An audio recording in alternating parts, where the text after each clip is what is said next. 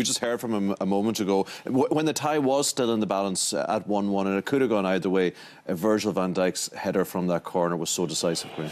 Yeah, this argument about what's the best system, man for man or zonal.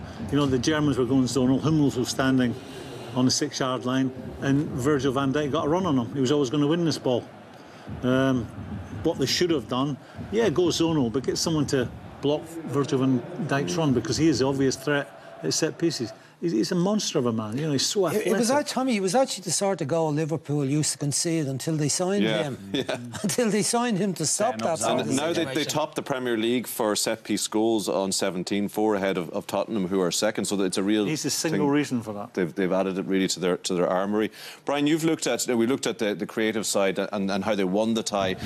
The work rate defensively as well, Brian, you thought that was important. Fabinho come into the match instead of Henderson. We all wondered why he wasn't starting. We thought he would start. But look, this all looks very simple. You'd hardly notice it unless you're watching very closely. Back in between the centre halves, heading the ball away, Salah on his bike. Here he comes across, just kind of gives him a little bit of a shove, Ribery, and wins the ball back. But it wasn't only him. This is in the last minute of the first half. Look at Salah racing back from his attacking right side of position to come back and make a tackle on the opposition's wing, and the ref blows for half-time. And no matter who it was in the midfield, the job was done. Here's Fabinho getting back, look, doing a little job for Robertson, who had some trouble in the match. Looks like he's out of position. Fabinho rescued by Matip that time.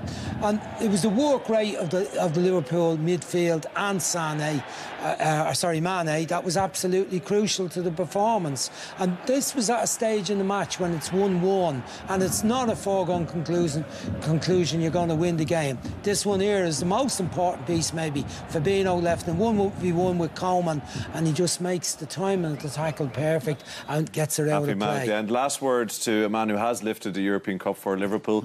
Can they do it again after tonight? Why not? Because they're a team that can defend and they've got a real threat. That the bit in between might not matter in a one-off game. You know, if you can defend properly and you've got a really good goalkeeper and you've got a workaholic or workaholics in midfield and you've got some special players up front, why not?